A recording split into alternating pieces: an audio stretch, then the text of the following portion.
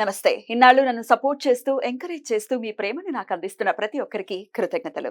అలాగే ఈ వీడియో కూడా ఖచ్చితంగా మీకు ఉపయోగపడుతుంది. లైక్, షేర్ అండ్ సబ్స్క్రైబ్ చేసి మీ సపోర్ట్‌ని నాకు అందించండి. అలాగే ఈ వీడియో పట్ల మీకున్న అభిప్రాయాన్ని కామెంట్ సెక్షన్‌లో కామెంట్ చేసి తెలియజేయండి. ఇప్పుడు వీడియోని చూద్దాం.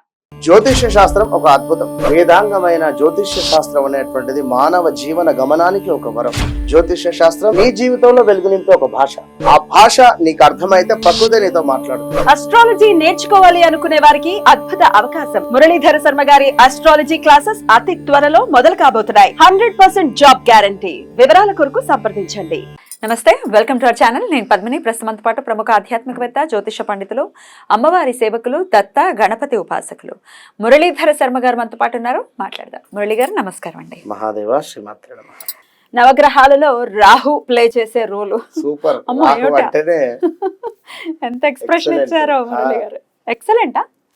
మనిషి యొక్క అసలు ఈ శని, గురువు వీళ్ళందరికంటే కూడా రాహువు, కేతువు పీరియడ్స్లోనే మనిషి చాలా టాప్ పొజిషన్కి వెళతాడని చాలా వీడియోస్లో మనం చెప్పడం జరిగింది. మరలా చెప్తున్నాను, ఎవరి జాతకంలో అయితే అద్భుతంగా రాహు ఉంటే వైద్యంలో కానీ, అదేవిధంగా లిక్కర్లో కానీ, ఈ యొక్క మీడియా రంగంలో కానీ, అదేవిధంగా మెడికల్ ఫీల్డ్లో కానీ, వైద్య రంగం అదే మెడికల్ ఫీల్డ్లో కానీ, ఇంకా చూసుకుంటే సాఫ్ట్వేర్ కూడా శుక్రుడు రాహు మనకు సిస్టమ్ రిలేటెడ్ అకల్ట్, ఈ sciences, occult sciences, Jyothish and granites, అదే స్టోన్, అదే కదా గ్రానైట్స్. ఇలా ఇంకా చాలా ఉన్నవి. మన పెట్రోల్ కూడా ఇంకా ఉన్నవి, చాలా ఉన్నవి తనకు సంబంధించినవి. ఆ ఫీల్డ్లో మీ జాతకంలో వీరి జాతకరీత్యా అద్భుతంగా యోగాలు ఉంటే మాత్రము ఎక్కడికో తీసుకు నెక్స్ట్ లెవెల్. యోగం లేకపోతే అంతే పాతాళానికి. యోగా లేకపోతే ఏమైతుంది? గ్రానైట్ లో పని చేయాల్సి వస్తుంది ఏదో. కానీ అదే చాలా డిజాస్టర్స్ ని కూడా చూపిస్తాడు ఆయన. చాలా లో పొజిషన్ కి వెళ్ళిపోవడం, దగ్గర దాకా ఇట్లా వచ్చింది. ఇక రేపు 5 కోట్ల డీల్ అవ్వడమే అనే మూమెంట్ లో కథం ఏదైపోతుంది. ఇంత ఘోరమా? ఇక కేతు అయితే డేంజర్. ఇంకా ఈ పీరియడ్ లో ఉన్నటువంటి వారికి కేతు దశ వస్తే వైరాగ్యమే. వెళ్ళిపోతారు వాళ్ళు, ఇల్లు ఇడిచిపెట్టేసి ఏ హిమాలయాలకో లేదా అంటే ఉదాహరణ చెప్తున్నా, ఎక్కడికో కాశీకో తీర్థయాత్రలకో వెళ్ళే పరిస్థితి ఉంటుంది. ఇక జాలిగా నాకు ఈ జీవితం వద్దనుకుంటారు. అలాంటి సిచ్యువేషన్ వాళ్ళు ఉంటారు. ఈ గడ్డాలు, ఈ వెంట్రుకలు పెంచుకోవడం అందరూ పెంచుకోరే. ఇదే పీరియడ్ లో ఉన్న వాళ్ళు ఈ దశ అంతర్దశలో మన మహాదశ అంతర్దశలో ఉండేటువంటి వారు మాత్రమే ఈ వెంట్రుకలు, గడ్డాలు పెంచుకునే పరిస్థితి ఉంటుంది. నాది కూడా రాహు దశనే. రైట్ అండి. అయితే ఈ రాహు అనేవాడు మరి ఇంత రోల్ ని ప్లే చేస్తూ ఇన్ని ఫీల్డ్స్ కి సంబంధించి ఆయన ఇంటర్ఫియరెన్స్ ఉంది డెఫినెట్లీ. మరి బాగుండాలి డెఫినెట్ గా. ఎందుకంటే ఇప్పుడు శనిగ్రహం ధర్మాన్ని పట్టుకుంటే ఆయన అనుగ్రహం ఉంటుంది. గురువుకి ఇంక చెప్పేదే ఉంది.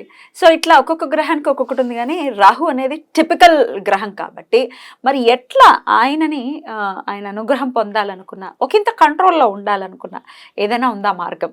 తప్పకుండా. ఇక్కడ ఫస్ట్ నేను చెప్పే పాయింట్ ఒకటే, మీ భర్తలు మద్యానికి బానిస అవుతున్నారు అంటే రాహువు ఇంపాక్ట్ ఉంది కనుక మనం చెప్పేటువంటి రెమెడీస్ మీరు చేయండి. ఇది వీరి కోసమే.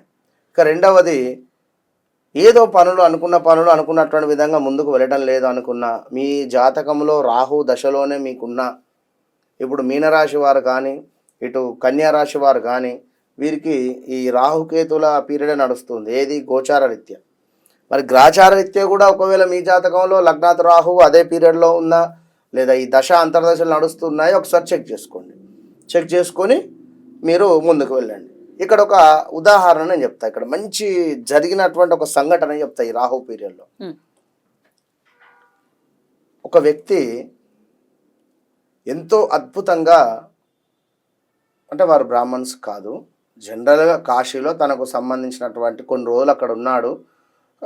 ఒక 4-5 పరిచయం అయ్యారు. ఏవో ఒక 4-5 మంత్రాలు ఉపదేశం పొంది కొంత సాధన చేశాడు. కొంత ముఖంలో ఒక కళ లేదా ఒక పవర్ అనేటువంటిది ఏదో ఇక తనకే అనిపించింది. ఈ సందర్భంలో ఇక ఒక 4-5 సంవత్సరాలు గడిచిపోయాయి, వివాహం చేసుకున్నాడు. మళ్ళీ అంటే ఐ మీన్ అదే వివాహం చేసుకున్నాడు. చేసుకున్న తర్వాత ఈ సంసారము అనేటువంటి యొక్క సాగరంలో పడి ఇక కొంత తక్కువ చేసుకుంటూ రావడం, ఈ యొక్క జపాలు కానీ తనకు సంబంధించింది వేరే ఫీల్డ్లో కిరాణా షాప్ అట్లా పెట్టుకోవడం ఇట్లా వచ్చింది. మరీ టైట్ అయిపోయిన సిచ్యువేషన్లో నాకు కాంటాక్ట్ రావడం జరిగింది. గురువు గారు పరిస్థితికి ఇది ఇట్లా ఉంది పరిస్థితి అంటే, గత 6-7 నెలల నుండి మద్యానికి బానిస అయ్యారా అన్న. ఘోరంగా అన్నాడు. సేమ్ యాజ్ ఇట్ ఈజ్ ఇట్లనే వేసినాకు వచ్చాను. అదేంది మీరు చూసినట్టే మాట్లాడతారు, అసలు నేను ఎవరికి తెలియదు, నేను అనే వ్యక్తినే ఎవరికి తెలియదు. తనని కూడా కొందరు ఆరాధించేవారు ఉన్నారు. జనరల్గా తను కూడా కొన్ని ప్రిడిక్షన్ చెప్తూ ఉంటాడు. అలాంటిది అంటే జనరల్గా చెప్తున్నాను నేను. ఇదేంది మీరు ఇట్లా అన్నారు, అసలు నాకు మనసున పట్టలేదు, అసలు ఘోరంగా అన్న. ఓపెన్ అయ్యండి విషయం చెప్పిన. ఓకే అని చెప్పిన విషయం కదా అని చెప్పి కొంచెం జాగ్రత్తగా ఉండండి, ఖచ్చితంగా కూడా ఒక యాక్సిడెంట్ కూడా జరిగేది ఉంది, కొంచెం జాగ్రత్తగా ఉండండి అని చెప్పాను. చెప్పిన తర్వాత సరే ఓకే అన్న తర్వాత వితిన్ ఒక 2-3 మంత్స్ తర్వాత చిన్నగా కారు యాక్సిడెంట్ జరిగింది. ఆ కారు యాక్సిడెంట్ జరిగింది. మరలా ఆ విషయం నాతో షేర్ చేసుకోవడం జరిగింది. షేర్ కాదు, వచ్చిందిగా.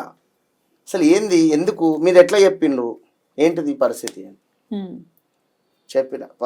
పరిస్థితికి ఇది, తనకు ఒక స్థానంలో ఉంది రాహువు, సరిగా లేదు, పంచమాత ఉంది, అది నీచబడి ఉంది, ప్రజెంట్గా ఆ దశ రావడం జరిగింది, దాని ఇంపాక్ట్ మీకు ఇబ్బందికరంగా ఉండబోతున్నది, ఇది పరిస్థితి అని చెప్పిన తర్వాత సరే ఓకే అన్నాడు. వాట్ నెక్స్ట్ అంటే ఇట్లా ఉండండి, ఇది పరిస్థితి అని చెప్పి అయిపోయింది. అంటే రాహు దశ అనేటువంటిది ఇక్కడ ఎందుకు చెప్పానంటే, ఒక మనిషిని ఎక్కడికో తీసుకెళ్తుంది, సాధనకు కూడా తీసుకువెళ్తుంది. బీభత్సంగా అమ్మవారు సాధన కానీ లేదా ఇంకెందులో ఉండాలనేటువంటి ఆలోచన ప్రేరేపించుతుంది. ఇక్కడ ఆ ప్రేరేపణలో భాగంగా తలనొప్పి కానీ ఇంకేదో మాయ సృష్టించి మరలా ఇటు దిక్కు పారేస్తుంది.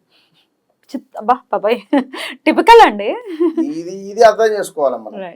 కనుక ఇప్పుడు అక్కడ పాము ఉంది, అది నీరు కట్టే, అంటే జస్ట్ మన దాన్ని ఏమంటారు నీళ్ళలో ఉండే పాము, కానీ దాన్ని చూస్తే మనకు భయం అవుతుంది. ఇది కాటేస్తుందా, ఇది కాటేస్తే చస్తావా, ఏది అర్థం కాదు.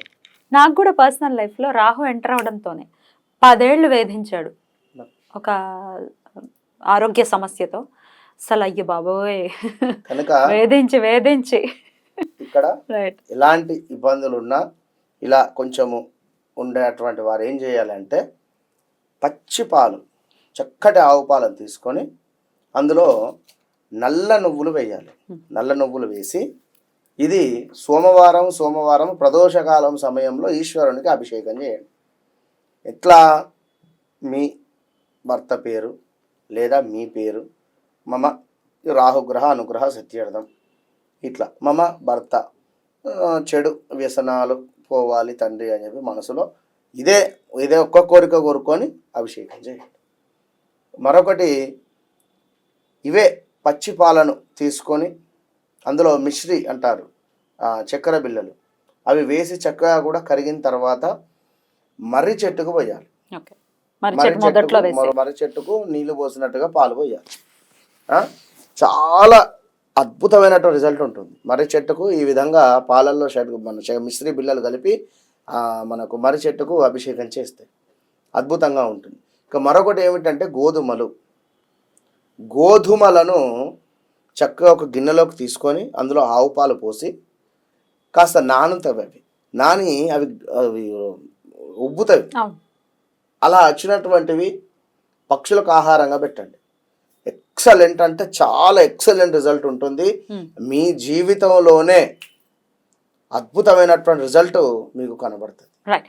ఇట్లా రాహుతో ఇబ్బంది పడే వాళ్ళు, తెలియదు మరి ఎట్లా ఏం చేయాలో తెలియట్లేదు, అగమ్య గోచరంగా ఉంది అనుకునే వాళ్ళకి ముఖ్యంగా మన వైన్స్ ఫీల్డ్లో ఉండేటువంటి వారు కానీ, జనరల్గా ఈ మనకు మరొకటి ఆధ్యాత్మికమైనటువంటి దిశలో ఉండేటువంటి వారికి కానీ, రెండవది పెట్రోల్ రిలేటెడ్ ఆయిల్ రిలేటెడ్ ఉండేటువంటి వారికి కానీ, ఈ యొక్క మనకు చెక్క రిలేటెడ్ అంటే